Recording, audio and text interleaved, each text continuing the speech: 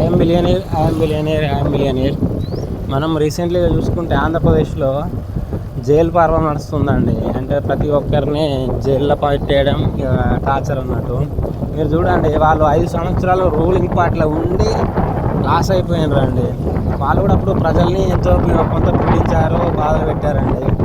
ఇప్పుడు అది revenge start అయిందండి. మీరు చూసుకుంటే మిథున్ రెడ్డి గారు, వల్లభనేని వంశీ గారు, కొడాలి నాని గారు, ఇంకా చాలామంది ఉన్నారండి. మీరు చూడండి, ఇదే టైంలో పర్టికులర్గా అదే రోజు అరెస్ట్ చేయడం ఎందుకు అనేది మీరు కొంచెం గమనించండి. ఇదంతా నెంబర్స్ అండి. మీరు ఎప్పుడు జైలుకు పోవాలన్నా, మిమ్మల్ని బయటకు తీసుకురావాలన్నా కూడా నెంబర్సే అండి. మీరు అనుకోవచ్చు జైలుకు వెళ్ళడంకు నెంబర్స్కు సంబంధం ఏంటని. నెంబర్స్ ఈక్వల్ టు గాడ్ అండి. గాడ్ చెప్తేనే ప్రతి ఒక్కరం వర్క్ చేస్తాము.